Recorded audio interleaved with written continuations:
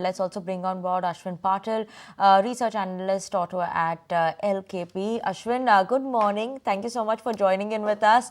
What are you feeling, your first view that you have in terms of Bajaj Auto CNG? This is the first time ever in the world that we're seeing a CNG bike coming in. How are you, judging it? Do you think there will be a good traction that we could see for this possibility? Hi, good morning.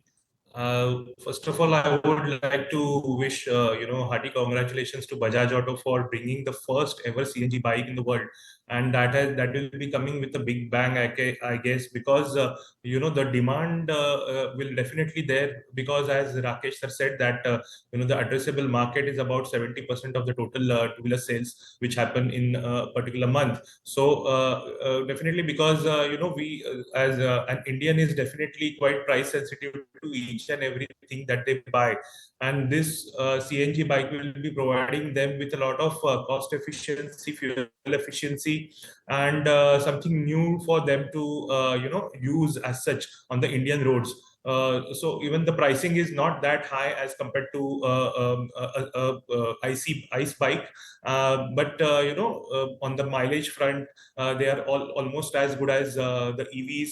Then for the pricing is also quite comfortable. So I think that it is going to get a very good response from the Indian consumer. Right, so you're expecting a good response from the Indian consumer. Like you were saying also in terms of mileage, when I was reading it, it's pretty much similar to that of EV. But do you think that, people would actually, given price sensitivity, there's a possibility that, a EV buyer would actually shift to a CNG? Is that a possibility? Or maybe people who are sticking to EV would be that in their market?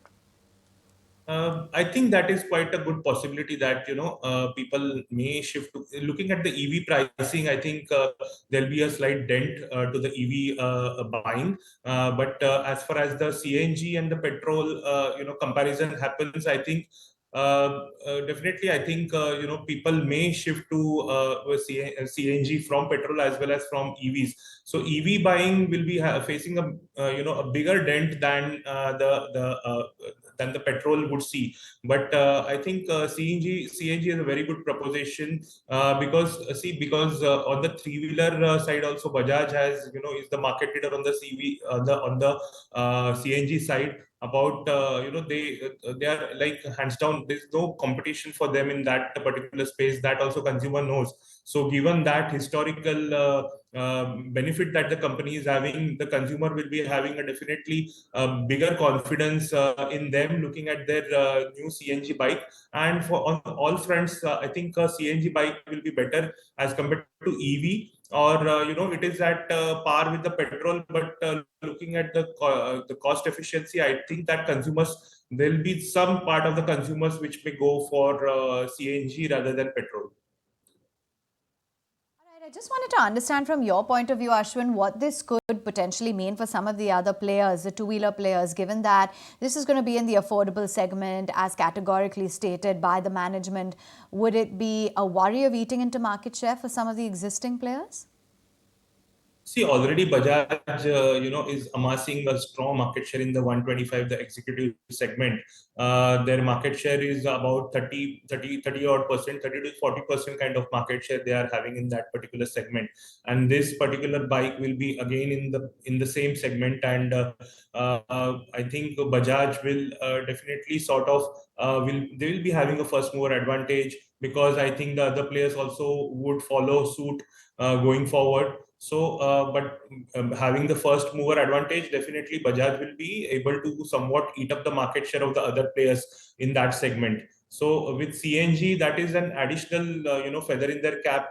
So, I think that Bajaj will be giving us a tough competition to its other, rivals in that particular segment.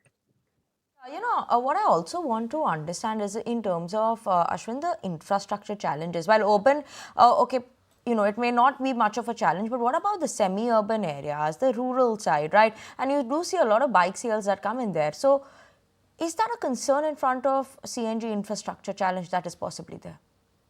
See, initial hurdles are always there for anything that comes new to the market.